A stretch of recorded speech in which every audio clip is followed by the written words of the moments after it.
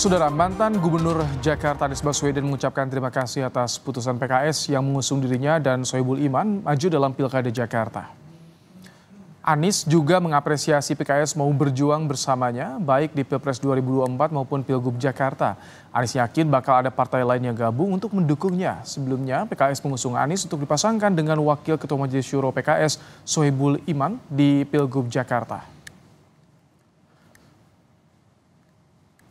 Inti menyampaikan rasa terima kasih dan apresiasi atas sikap PKS hari ini yang tadi disampaikan oleh Bapak Presiden.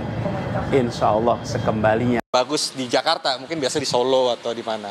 Ini bagus sekali bahwasanya mungkin saja kita harapan Mas Kaisang juga bisa maju di Jakarta. Pak Anies dengan Kaisang atau Bang Roni dengan Kaisang atau saya dengan Kaisang gitu kan. Ya mungkin saja, tapi kan kita tidak tahu ya. Ini kan semua masih sangat amat panjang karena prosesnya sudah sampai dengan bulan Agustus. Sebelumnya, Ketua Umum Partai Nasdem, Surya Paloh, mengaku bertemu dengan Presiden Joko Widodo 2 minggu lalu. Paloh membantah pembicaraan itu membahas kabinet hingga pilkada.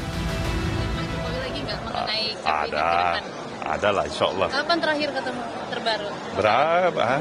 Mungkin 2 minggu lalu kali. 2 minggu di istana Pak Paloh. Ada wacana. Itu membahas kabinet. Enggak ada. Biasa, ngobrol-ngobrol biasa aja. DPW PSI DKI Jakarta menyebut bakal ada kejutan pada Agustus nanti terkait nama bakal calon gubernur di Pilgub Jakarta. Calon tentu saja masih sangat dinamis begitu ya, seperti yang juga sudah disampaikan oleh Ketua Umum Mas Kaisang di banyak forum dan pertemuan juga mungkin dengan teman-teman media, yaitu tunggu kejutannya di bulan Agustus, seperti itu. Nama Kaisang Pangarep ramai dibicarakan pasca putusan Mahkamah Agung mengubah syarat usia calon kepala daerah yang disebut-sebut bakal memuluskan langkah Kaisang dalam pemilihan kepala daerah 2024. Tim Liputan Kompas TV. Nama Kaisang Pangarep makin sering disebut-sebut jelang Pilkada Jakarta. Sejumlah partai politik mulai melirik putra bungsu Presiden Jokowi itu. Salah satunya Partai Amanat Nasional atau PAN. Bagaimana peluang Kaisang di Pilgub Jakarta? Kita akan bahas, saudara, bersama dengan Wasekjen DPP PAN, Saleh Daulay, dan juga ada pengamat politik BRIN, Siti Zuhro. Selamat sore, Bang Saleh, Bu Siti. Selamat sore. Baik. Selamat sore, Mas. Bang Saleh, jadi kenapa Kaisang, kenapa sekarang memunculkan nih PAN DKI munculkan nama Kaisang, di Kim juga banyak yang mulai menyebut nama Kaisang, Bang Saleh, untuk Jakarta ini. Seberapa serius sih? Jadi kalau soal nama-nama yang akan muncul di DKI ini, di Jakarta maksud saya, itu sebetulnya masih simulasi semua. Jadi katakanlah misalnya kalau PAN kemarin mendorong bagaimana Mbak Zita bisa jadi wagub. Kemudian kemarin ada Anies Baswedan diusung lagi oleh PKS bersama dengan Soebul Iman. Kemudian muncul nama-nama lain ya, ada banyak calon-calon lain yang disodorkan, ada kemarin Ahok, kemudian ada dari Nasdem, dan semua itu belum ada yang pasti sebetulnya. Sebab tidak ada satu partai politik pun yang lolos dan bisa mencalonkan sendiri.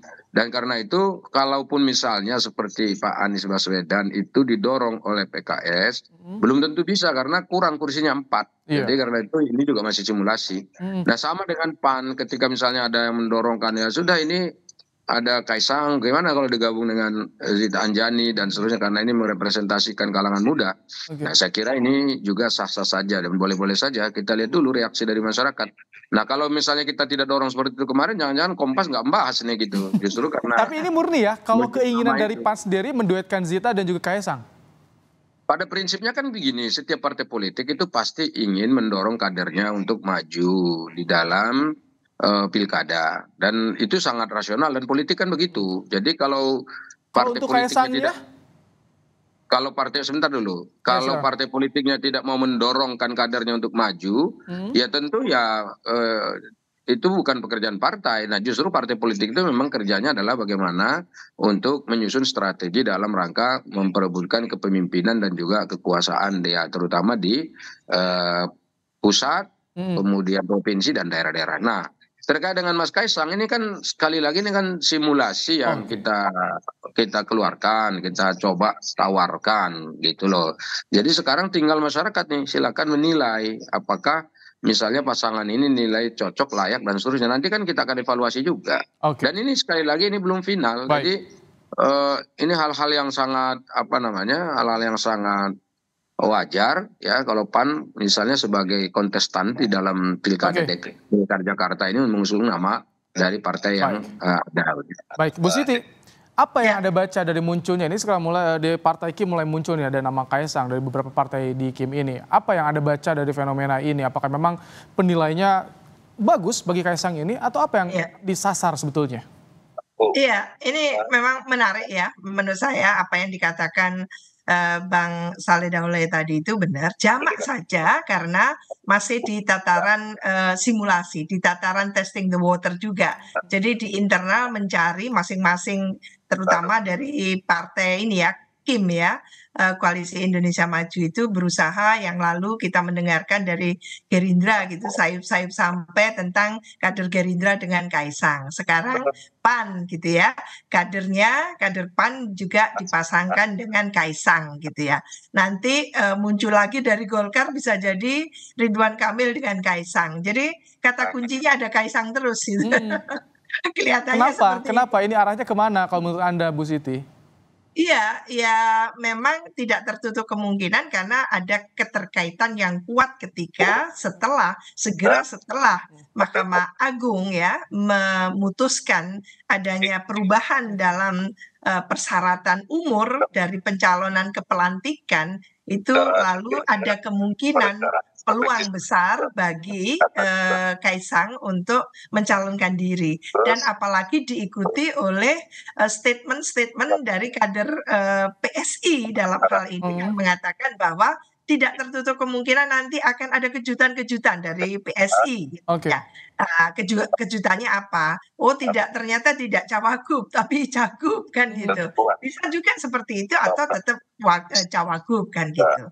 Nah ini yang mungkin perlu diantisipasi. Kalau saya lebih tertarik untuk mengatakan bahwa siapapun yang muncul harus ada koridor, harus ada parameter, kriteria yang sangat jelas. Karena ini akan memimpin daerah khusus Jakarta kriteria yang sudah diperuntukkan untuk daerah kota global itu. Kriteria apa sebetulnya yang dimiliki oleh Kaisang sehingga bisa dilirik juga nih oleh PAN munculkan di simulasi untuk Pilkada Jakarta dan apa proyeksinya Cagup atau Cawagup? Nanti kita akan bahas usai jeda ya, Mas Saleh, Bu Siti, tetap bersama kami di Kompas Petang. Kompas Petang membahas soal nama Kaisang yang saat ini mulai sering dibicarakan oleh Parpol Kim untuk bursa Pilkada Jakarta. Masih bersama kita Wasekjen PAN, Bang Saleh Daulay dan juga pengamat politik BRIN, Bu Siti Zuhro.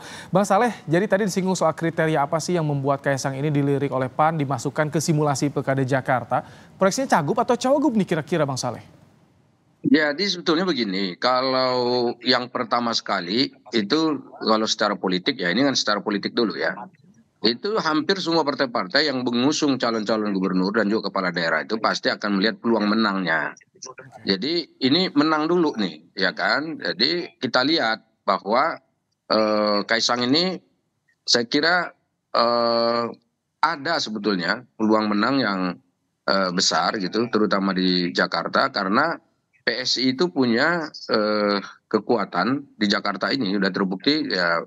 Pemilu-pemilu yang sebelumnya ini kan kelihatan mereka juga bisa menghasilkan suara yang banyak gitu.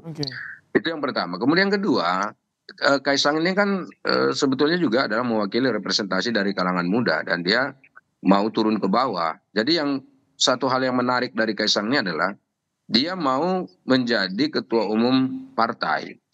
Dia artinya memang serius mau berpolitik gitu. Kan ada orang yang tidak mau jadi ketua umum partai, bahkan tidak mau masuk jadi partai politik. Tapi setiap ada pilpres ingin maju, ada pilkada gubernur ingin ikut lagi gitu kan. Tapi masuk partainya enggak gitu. Nah kalau Kaisang ini kan memang mau ya kan, mau masuk di situ. Jadi saya kira itu juga bagian dari keseriusan dari Kaisang untuk menjadi politisi. Dan kemudian yang berikutnya, ini kan tinggal bagaimana mensimulasikan ini dan juga menyamakan persepsi dengan partai-partai koalisi yang ada. Sehingga kalau memang mungkin ini yang kita dorong ya ini yang kita dorong. Dan tentu ini tidak akan diputuskan sendiri oleh satu partai politik tetapi pasti akan bergabung dengan partai-partai politik lain, sehingga dengan demikian akan kita hasilkan satu keputusan yang bertanggung jawab yang bisa memang mengantarkan koalisi meraih kemenangan pada Pilkada Jakarta yang akan datang ini.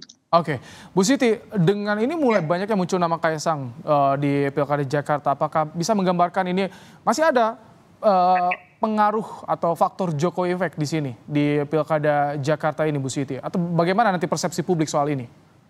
Iya, Jakarta ini kalau dari perspektif otonomi daerah ini kan daerahnya berhimpit ya dengan pemerintah nasional.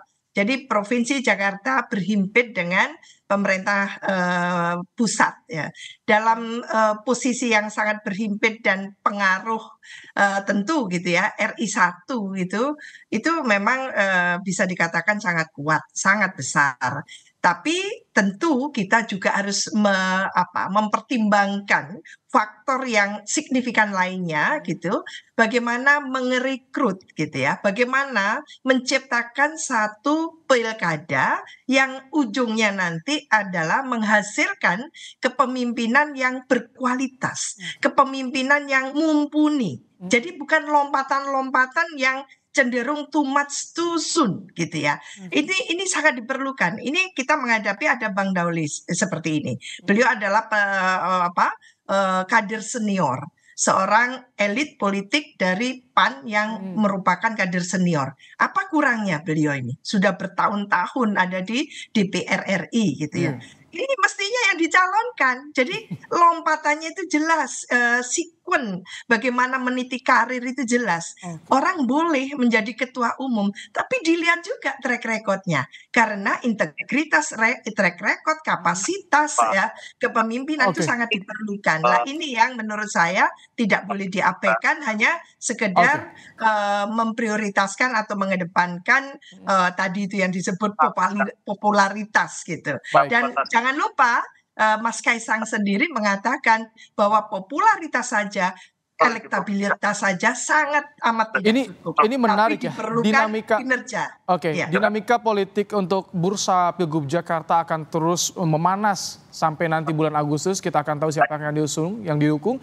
Kita akan tunggu tentunya. Tapi terima kasih Bu Siti telah berbagi pandangan di Kompas Petang sore hari ini. Bang Said Daulay juga terima kasih telah meluangkan waktu untuk program Kompas Petang sore hari ini. Terima kasih.